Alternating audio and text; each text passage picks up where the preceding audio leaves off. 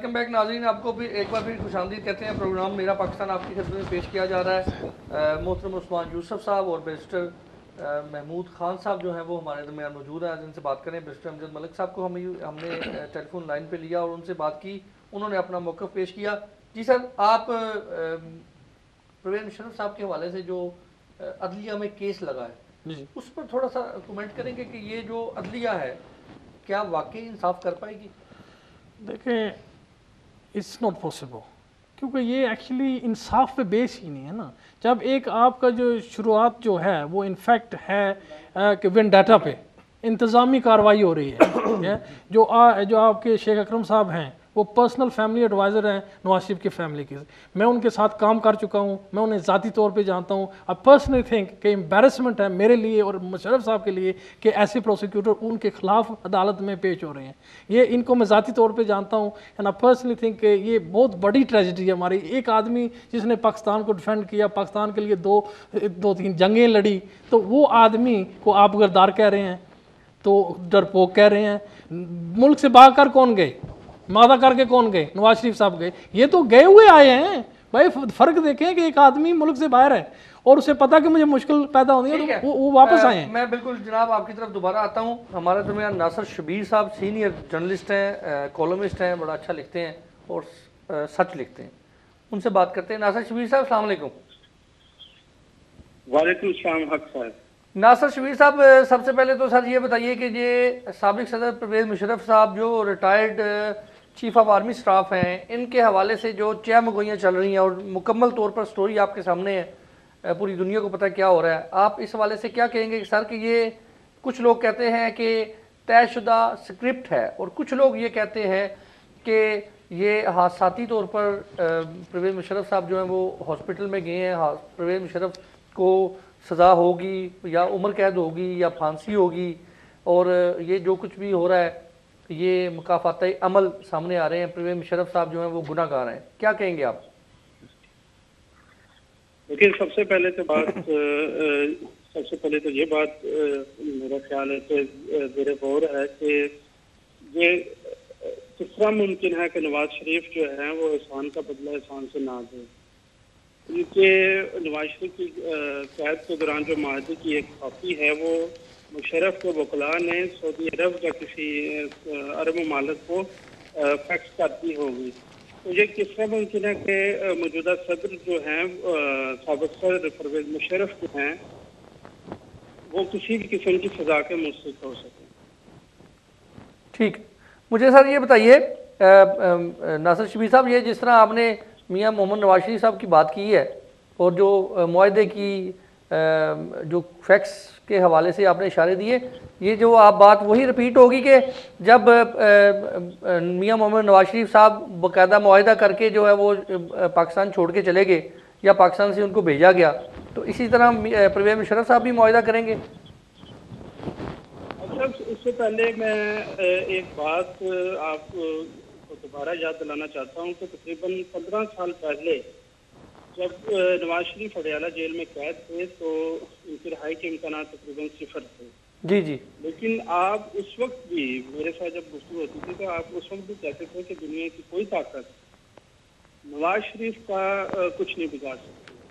ठीक, उस वक्त आपका ये दावा मतलब बेहद मज़ाक़ खेज मालूम होता था, लेकिन वक्त ने साबित कर दिया कि पाकिस्तानी सियासत के मुताल्लिक़ वाकई कुछ कहना मुश्किल है। और अगर आपको याद हो तो नासिर शबीर साहब, अगर आपको याद हो तो मेरा बाकायदा मजाक उड़ाया जाता था उस टाइम जब मैंने कहा था कि नवाज शरीफ जो है वो बड़ी इज्जत और वक़ार के साथ जो है पाकिस्तान से जाएंगे।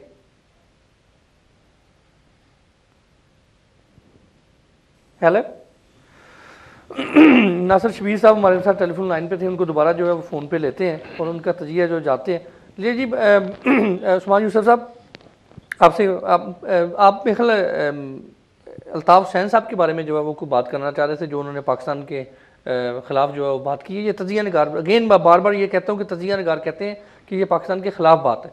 आज जो अल्ताफ़ हुसैन साहब ने उर्दू बोलने वालों को सूबा जो है वो लैदा करने की बात की है, तो उस पर आप क्या कहेंगे? आपको मेरे बात करना चाह रहे थे। अल्ताफ़ हुसैन साहब तजिया निगार ने बिल्कुल सही किया है। अल्ताफ़ हुसैन साहब पाकिस्तान तोड़ने की बात करते रहते हैं, ये चुटकुले छोड़ते रहते हैं इंडिया गए तो वहाँ पे जाके उनकी गोद में बैठ के पाकिस्तान ना बनने की माफ़िया मांगते रहे, बनने की माफ़िया मांगते रहे। फिर देखे ना कि अभी जो सियासी हालात हैं पाकिस्तान में, एक इलेक्शन का समा है, मुशर्रफ का इशू है। उन्हें पता है मुशर्रफ का पंडोरा बॉक्स जब खुलेगा तो कहीं ना कहीं वो भी, उनकी पार्टी भी जिम्मेदार होगी, ठीक है। तो वो भी इस इशू से भी तवज्जो उठाना चाहते हैं और इस तरह के चुटकुले छोड़ते हैं, अटेंशन सीकर हैं कि अभी वो पसंद नहीं करते कि उनकी पार्टी जो है वो गवर्नमेंट से बाहर बैठे, आदत पड़ गई है ना। अब उनको भी बेशक वो जमहूरी गवर्नमेंट हो या डिक्टेटर हो, किसी ना किसी तरीके से वो फेलिएट रहे और न्यूज़ का, खबरों का हिस्सा रहे। और ये जलसा था, वो पूरा एमकेएम के वहाँ पे लोग इकट्ठे किए हुए थे उन लोगों ने। और मैं ऐसे, अगर मैं सही हूँ तो जब से बीबीसी का कोई इनका वाक़या स्कॉटलैंड यार्ड के साथ हुआ था पैसों मनी लॉन्ड्री को लेके, उसके बाद इनका पहला जलसे थे हिसाब था। तो इसमें उन्होंने कुछ ना कुछ ऐसा चुटकुला छोड़ना था कि जो एक बड़ी न्यूज़ बनता और 3-4 इशूज़ से तवज्जो हटती अवाम की। एक मुशर्रफ फिर ज़िमनी इलेक्शन पे जो एक पीपल पार्टी के बयान आ रहे थे, ये बहुत गलत बात है, उनको शोभा नहीं देते हैं, लेकिन वो ऐसे बातें करते रहते हैं। मैं नासिर शबीर साहब हमारे साथ दोबारा जो है टेलीफोन लाइन पे आ चुके हैं। नासिर शबीर साहब, सॉरी जी, टेलीफोन लाइन जो है वो कट गया नेटवर्क की वजह से। आप बताइए, बात पूरी कर रहे हैं आप। जी, मैं बात अपनी मुकम्मल करना चाहूँगा कि इसी तरह मुशर्रफ के मुतालिक जो बातें यहाँ पे की जा रही हैं, ये मैं समझता हूँ कि जब एक दूसरे से जब लड़ाई नहीं हो तो सजा देने या उसको किसी किस्म के सुलह होने का सवाल ही नहीं पैदा होता। अब अक्सर पूछते हैं कि इनके गारंटर कौन है। इनके गारंटर नवाज शरीफ हैं, इनके गारंटर जरदारी हैं, इनके गारंटर अल्ताफ हुसैन हैं और सबसे बढ़कर अबू अरसलान इफ्तिखार चौधरी साहब हैं। ये सब हादसा एक दूसरे के गारंटर हैं। अमेरिका का हादसा सिर्फ नाम बदनाम है, ये इन्होंने एक दूसरे को महफूज रास्ता देना होता है जो मौजूदा सूरत हाल की अक्कासी करता है।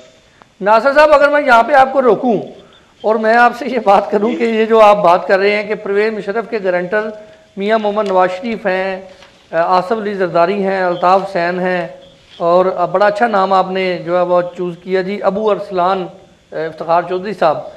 तो ये जो बयानात आ रहे हैं सर जी कि वो फलाना बिल्ला है, फलाना भेड़ है, वो फलाना ड्रामा है, फलाना ये है, तो ये सब आवाम को पागल बनाया हुआ इन्होंने।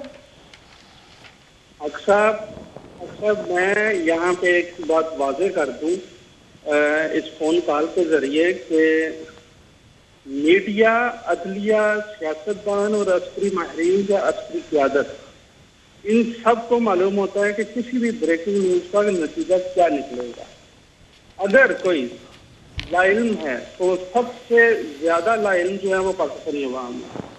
उन्हें हरगिज़ ये पता नहीं होता कि इस ब्रेकिंग न्यूज़ का नतीजा मनपसंद और हस्बे तौफीक निकलेगा जो आला क़यादत सोच रही है। और जहाँ तक ये बिल्ला और जो इस किस्म की जो लैंग्वेज यूज़ की जाती है, वो मेरा ख्याल है कि अक्सर ये वो कहती है ना कि अक्सर ये तो जमहूरियत का हुस्न है। तो मैं समझता हूँ ये जमहूरियत का हुस्न है कि एक दूसरे को बिल्ला या किसी और जानवर से पुकारा जाए। इससे कबल भी हमारे जो हैं वो फजल रहमान साहब, वो भी इसी तरह किसी जानवर का नाम लेकर तो वो जोशे खताबत में बहुत कुछ कह रहे थे। ठीक है, जहाँ तक बात की जाए अगर फौज की, तो क्या आप समझते हैं कि परवेज़ मुशर्रफ साहब के साथ फौज मुकम्मल तौर पे खड़ी है और सऊदीया अरब भी जो है वो परवेज़ मुशर्रफ साहब के साथ खड़ा हुआ है? देखिए, फौज का मैं सबसे अहम किरदार जो है वो मैं समझता हूँ फौज का ही हो सकता है, क्योंकि अक्सर सच तो ये है कि बूटों की धमक जो है ना, ये जो खाकी वर्दी, इनके बूटों की धमक हर जगह सुनाई देती है। अगर आप देखें तो जनरल साहब ने कभी जेल का फलादी दरवाज़ा नहीं देखा, ना ही इनसे किसी ने बाल खींचने की जरूरत की। और इसी तरह जनरल साहब के कत्ल और जजों की नज़रबंदी के मुकदमात थे, लेकिन हर मुकदमे में बाइज्जत बरी हुई। तो मैं समझता हूँ कि ये अगर आप गौर कीजिए तो ये जिस हॉस्पिटल में ज़ेर इलाज है, जाहिर है वो अस्करी जो क़यादत है वो ही इस किस्म के हॉस्पिटल। सर वहाँ पे तो आम मरीजों का दाखिला भी बंद हो चुका हुआ है। नहीं, मैं समझता हूँ ये अक्सर ये जो दिल का आर्जा अल्लाह ताला से परवेज़ मुशर्रफ साहब को सेहत दे, ये जो आरजे हैं ये बहुत पुराने हैं। अच्छा, अगर आखिरी में अगर आप इजाजत दें तो मैं एक जी जी गवर्नमेंट डाइवर्स के जमाने का बताऊं कि जनाब नवाज शरीफ जो है दिल के आर्जा के सिलसिले में बैरून मुल्क मुकीम थे। ठीक। तो खात्मे आला जनाब शहबाज शरीफ साहब जब फैसले की घड़ी करीब थी तो अपने जो जमहूरियत के जो थे वो अलमबरदार नवाज शरीफ को उनको उनकी इयादत के लिए बैरून मुल्क रवाना हो गई। ठीक, कोई शक नहीं। लंदन आए थे सर, वो लंदन में आए थे। बिल्कुल मैं इस चीज का गवाह हूँ सर। बिल्कुल वो लंदन में आए थे। जी मैं क्या, मैं इस चीज का गवाह हूँ कि वो इयादत के लिए लंदन में आए थे जब रेमंड डेविस का फैसला था। जी जी। तो मैं ये समझता हूँ हक साहब मेरे जो शुरका हैं मेरे लिए बेहद मौजूद हैं, लेकिन हम देखते हैं कि हर ब्रेकिंग न्यूज का जो नतीजा है वो आवाम की उमंगों के मुताबिक हरगिज़ नहीं, बल्कि मैं समझता हूँ कि इसमें तमाम जो है सुकून जिन्हें कहा जाता है रियासत के वो इन्वॉल्व हैं। ठीक है नासिर शबीर साहब, अगर आपकी बात को कंक्लूड किया जाए या इसका हम नतीजा निकालें तो आप ये कह रहे हैं कि ये तयशुदा स्क्रिप्ट है और ये एक फैसला ऑलरेडी हो चुका हुआ है, ये ड्रामा टोपी ड्रामा रचाया जा रहा है, मुशर्रफ साहब जो हैं वो महफूज हैं, उन्होंने अपने खामोशी से जाना ही जाना है। हाँ जी, मैं इसे कंक्लूड करूंगा कि यूनानी अजीम सिकंदर आजम ने हिंदुस्तान के राजा पोरस से पूछा, जब वो इसके असीर हुआ, इसके पास कैद हो गया सिकंदर आजम, तो पोरस ने पूछा, सिकंदर आजम ने पूछा कि आपका कैसा सलूक किया जाए। तो पोरस ने कहा कि एक बादशाह दूसरे बादशाह से कैसे सलूक कर सकता है, तो उसे माफ कर दिया गया था। ये सिकंदर आजम और राजा पोरस के दरमियान जो है ये वही माहदे हैं, ये एक दूसरे को माफ करने ही से इनकी जो है सालमियत और बका है। अच्छा, आखिर में ये बता दें कि अल्ताफ हुसैन साहब ने आज बयान दिया जी कि उर्दू बोलने वाले, सिंध में उर्दू बोलने वालों का सूबा जो है वो अलहदा होना चाहिए। तो अब इसका मतलब है कि जो मुल्तान में उर्दू बोलने वाले उनका भी सूबा अलहदा होना चाहिए, जो जंग में उर्दू बोलने वाले हैं उनका सूबा भी अलहदा होना चाहिए, और जो कोयटा में और पेशावर में उर्दू बोल रहे हैं, वो पेशावर में तो सबसे ज़्यादा बोलते ही लोग जो हैं या पश्तो हैं या उर्दू हैं, तो उनका सूबा भी अलहदा होना चाहिए। इस पर ज़रा तजिया दीजिए।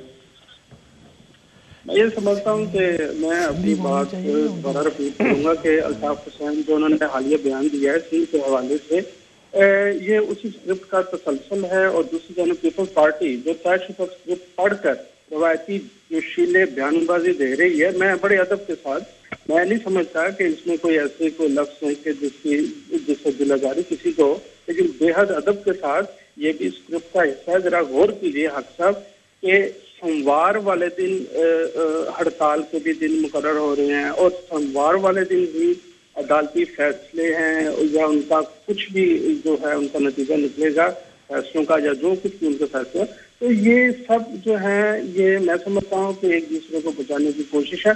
अल्ताफ हुसैन इंशाल्लाह और ये पीपल्स पार्टी और नवाज शरीफ ये सब आपस में जो है जब मैं समझता हूँ फ्यूचर में हुकूमत बनाने का वक्त आएगा तो ये सब आपस में मिलकर सुलह कर लेंगे और जमहूरियत की बका के लिए ये हर एक चीज को पत्ते पुष्प डाल देंगे। और सबसे बढ़कर कि वो ये मतलब वो जो है आसिफ अली जरदारी के उस आखिरी फिक्रे उसके फिक्रे पे मैं खत्म करता हूँ कि सच तो ये है कि वाकई जमहूरियत सबसे बड़ा इंतकाम है। मैं समझता हूँ कि अक्सर ये वो तसलसल जमहूरियत का इंतकाम है कि ये सारा जो है वो ड्रामा जो है वो आवाम के सामने ठीक हर नई किस्त के साथ चलता होता है। ठीक है सर, बहुत बहुत शुक्रिया जनाब नासिर शबीर साहब आपका। महमूद खान साहब, आपने इनकी गुफ्तगू सुनी और इनकी गुफ्तगू के दौरान मैंने आपके कह के और आपकी बड़ी खूबसूरती जो स्माइल है वो मैंने इसकी ज़रा वजह बयान करेंगे कि आप क्यों मुस्कुरा रहे थे इनकी बात? मैं इसलिए मुस्कुरा रहा था कि ये कह रहे हैं कि ये एक ड्रामा रचा हुआ है, उन्होंने इनको माफ कर दिया। हॉस्पिटल जाने वाली बात जो है वो उसको छोड़ दें, वो तो हर लोग, वो तो हम भी माफी की बात है ना, जो माफी की बात ये कर रहे थे कि ये इनने उनको माफी दी, वो इनको माफी, ऐसा नहीं होगा, क्योंकि यही बात जो है ना इसी में आपको जो फर्क है नजर आएगा। मुशर्रफ साहब ने उनको माफ किया, सबको कहा यार पिछली बातें भूल जाओ, वापस आओ, इंतकाम की पॉलिसी छोड़ो, ये कुछ तरीके से। मुशर्रफ साहब ने क्या बुलाया जी पाकिस्तान उनको? देखिए क्यों नहीं कहा जी, सब उनके मामलात उन्होंने साफ किए, फिर रास्ता मुशर्रफ साहब दौरे हुकूमत में थे उस वक्त बुलाया उनको? नहीं, उसी वक्त तो कब आए थे? मुशर्रफ साहब वहाँ मुल्क से चले गए थे। नहीं, यहाँ पे वो प्रेसिडेंट नहीं थे जब वो आए थे, इलेक्शन लड़े थे। ये आपका मौका है, ये आपकी अपनी इंफॉर्मेशन है। मेरी बात कॉलर से बात कर लूँ। जी अस्सलाम वालेकुम। जी अस्सलाम वालेकुम जी। हेलो जी अस्सलाम वालेकुम। कौन सा आप कहाँ से बात कर रहे हैं जी? मैं मियाँ गुलाम रसूल हाईवे से अर्ज कर रहा हूँ। सर फरमाइएगा। ये जो आपका प्रोग्राम है मेरा पाकिस्तान, अनुमान तो इसका बहुत खूबसूरत है जी, लेकिन बात यह है कि ये जो कहा जाए कि फौजी ये करते हैं, फौजी ये करते हैं, ये तो बेचारे मुशर्रफ को कुर्बानी का बकरा बना रहे हैं। इससे पहले सियासतदानों ने कौन सा अच्छा काम किया है? बार बार फौज क्यों आती है जब सियासतदान फेल हो जाते हैं? मुशर्रफ भी तब आया था जब नवाज शरीफ फेल हो गया था। अयूब खान उस वक्त आया था जब पहली हुकूमत फेल हो गई थी। ज़ियाउल हक साहब का ये मामला था। ये लोग मुल्क में कंट्रोल नहीं करते, वो लैंड ग्रैबिंग होती है, वह लोगों के नुकसान होता है। ठीक है जी गुलाम रसूल साहब, आपका तजिया, आपका कहने का मकसद ये है कि जो हुकूमत फेल होती है तो दूसरे जो है वो आकर ज़रूरत महसूस करते हैं कि वो हुकूमत करें। अगले कॉलर से बात करते हैं। जी अस्सलाम वालेकुम। कौन साहब कहाँ से? जी सर अपने टेलीविज़न की आवाज़ को बंद कर लें ताकि हम बेहतर तरीके से बात कर सकें। जी सर। कौन साहब कहाँ से बात कर रहे हैं? हेलो अस्सलाम वालेकुम। जी वालेकुम जी। सर मैं राजा जमीर बोल रहा हूँ, स्टॉक एंट्रेंट हूँ। फरमाओ सर। राजा साहब क्या हाल है? ठीक हो? जनाब क्या हाल है? ठीक हो? बड़ी मेहरबानी जनाब। मुख्तलिफ राय हर शख्स की अपनी एक राय है जी, वो दे सकना, जमहूरियत इससे की आपने। ठीक है। मैं जनाब सिर्फ अपील करना चाह रहा लोगों की कि बार बार लफ्ज पाकिस्तान टूट जासी, पाकिस्तान टूटे हो जासी, पाकिस्तान नहीं रहेगा, ये कभी ख्वाब में भी न सोचें। ठीक। जब पाकिस्तान बना था उस वक्त अंग्रेज ने भी कहा था कि ये काफी अरसा नहीं चल सकेगा। ठीक। आज अल्लाह पाक के करम से 65 साल हो चुके हैं, पाकिस्तान कायम दायम है और आपके दुश्मन इंडिया इतना बड़ा, ठीक, वो भी सुपर ताकत, उससे अलग होने वाला पाकिस्तान ने इतनी तरक्की की है कि वो भी उसके साथ बराबर का सुपर ताकत बन चुका है। ठीक ठीक है जी, बहुत बहुत शुक्रिया राजा साहब। अगले कॉलर से बात करते हैं जी। हेलो अस्सलाम वालेकुम। जी अस्सलाम वालेकुम। वालेकुम। कौन साहब कहाँ से? जी सर मोहसिन नकवी बात कर रहा हूँ लंदन से। मोहसिन नकवी साहब क्या फरमाइएगा? सर इसमें सबसे पहले बात तो मैं मेरी प्लीज बात मुकम्मल सुन लीजिएगा, क्योंकि माशाल्लाह सबसे पहले मैं आपको खराज तहसीन पेश करता हूँ कि इस मुखालफत के दौर में भी आप आवाज़ हक बुलंद कर रहे हैं, तो ये मेरे नज़दीक बड़ी काबिल इस्ताइश बात है। दूसरी बात यह है कि आदमी आदमी को क्या देगा, जो भी देगा वो खुदा देगा। मेरा कातिल ही मेरा मुनसिफ ठहरा, मेरे हक में खाक फैसला देगा। अब यह है कि कातिल ही यहाँ मुनसिफ बने हुए हैं, और उस शख्स को कि जिसने मुल्क की खातिर अपना लहू भी दिया, जिसने मुल्क की खातिर 65 की जंग 71 और उसके बाद करगिल की जंग में जिस तरह कारहाय नुमाया सरंजाम दे के अपनी धरती माँ का तहफ़्फ़ुज़ किया, अब अगर उसको ही गद्दार का खिताब दे दिया जाए तो आप जरा सोचिएगा कि उसके दिल पे क्या बीतेगी। एक इंसान बाप जो होता है वो घर की कफालत करता है, और अगर घर का बेटा ही उठ के वो जो नलायक तरीन बेटा हो और उसको कह दे कि तू गद्दार है, या अपने बाप को ही ऐसे कह दे, तो जरा सोचिएगा कि दिल की मगर सर आइन तो तोड़ा ना आपने, मुल्क के लिए कुर्बानियां दी, मगर आपने मुल्क का कानून भी तो तोड़ दिया ना। फरमाए मुहिबे वतनी नवाज शरीफ की देखनी है तो वो जरा सोचिए, अटक की जेल की दीवारें आज भी। ठीक है सर मोहसिन नकवी साहब, आपका बहुत बहुत शुक्रिया। प्रोग्राम का वक्त खत्म हो जाता है, अभी हम जो है वो मजीद कॉल नहीं लेंगे। सर आपने बात की थी कि परवेज़ मुशर्रफ ने जो है वो नवाज शरीफ को वेलकम किया। मैं आपकी थोड़ी सी इस्लाह कर दूँ आपकी इंफॉर्मेशन में। मैं कौन होता हूँ इस्लाह करने वाला? हकीकत उस वक्त ये थी, आप मुझसे इतफाक़ नहीं करते, आपका भरपूर हक है, कि मियाँ मोहम्मद नवाज शरीफ मुआहदा जो 10 साल का था उसको 5 साल का, जो कि वर्बली बात हुई थी, उसके मुताबिक वो पाकिस्तान में आए। मियाँ मोहम्मद नवाज शरीफ और शहबाज शरीफ को दोबारा ज़बरदस्ती जद्दा जो है वापस भेज दिया गया। सऊदी अरब की हुकूमत इन्वॉल्व हुई और सऊदी अरब की हुकूमत ने इन्वॉल्व करके परवेज़ मुशर्रफ साहब उस टाइम दुबई सऊदीया गए, इनकी आपस में मुलाकात हुई। इनकी आपस में मुलाकात करने के बाद इनकी आपस में सुलह करवाई, और सऊदी अरब ने अपने आप को इन्वॉल्व करने के बाद मियाँ मोहम्मद नवाज शरीफ को जो है वहाँ पर पाकिस्तान में वापस भेजा, और फिर परवेज़ मुशर्रफ ने वेलकम किया। परवेज मुशर्रफ साहब इतने कोई फरिश्ता या दूध के दूल्हे ना बनाए आप कि उन्होंने कह दिया जी कि मेरी आके बात पाकिस्तान में आपने हुकूमत करें। समझी नहीं है। वो कह रहे थे कि बेसिकली जो माशरा एक है कि उन्होंने इनको माफ़ किया, ये उनको माफ़ करेंगे। मैं जब उन्होंने इसको, मैं 99 की बात कर रहा हूँ, पाकिस्तान से नवाज शरीफ जब गए तो मुशर्रफ साहब की रज़ामंदी थी या नहीं थी? उन्होंने उन्हें इजाज़त दी ना बाहर जाने की, ये नहीं देंगे। नवाज शरीफ में यही फ़र्क है, वो नहीं देंगे इनको इजाज़त जाने की। ये जो बात वो कर रहे थे ना, अच्छा, इसका मतलब मैं ये उसकी बात कर रहा हूँ मुशर्रफ कि साहब फंस जाएंगे यहाँ पे। ये नहीं करेंगे ऐसे, क्योंकि ये उस किस्म के जो है ना वो लोग है ही नहीं है। ये मसला है। फिर सऊदी अरेबिया से इंग्लैंड कैसे पहुंचे? वो भी आप, जब मुशर्रफ साहब से बात हुई उन्होंने कहा जी आप जा सकते हैं। उन्होंने चौधरी शुजात साहब से भी इसकी बात की और उन्होंने इसको कंफर्म किया। ठीक है, बहुत बहुत शुक्रिया सर। 30 सेकंड में जरा इसको वाइंड अप करते हैं सर, मुशर्रफ साहब के केस को।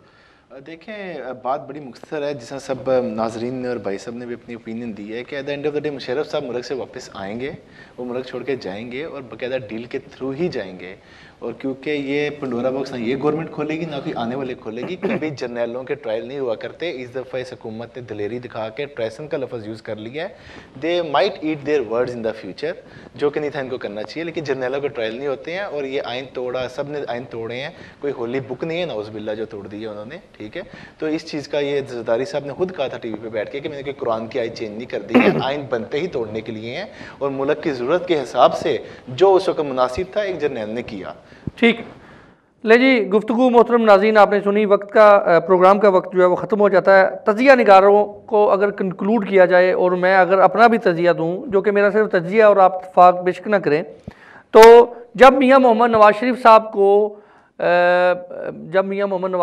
को परवेज़ मुशर्रफ साहब ने आइन तोड़ा नहीं तोड़ा ये अदलिया फ़ैसला करेगी, इस बारे में मुझे नहीं को बात करनी। मगर मियाँ मोहम्मद नवाज शरीफ साहब को जब कैद हुई, उसके बाद उस वक़्त की अदलिया ने उनको उम्र कैद दी।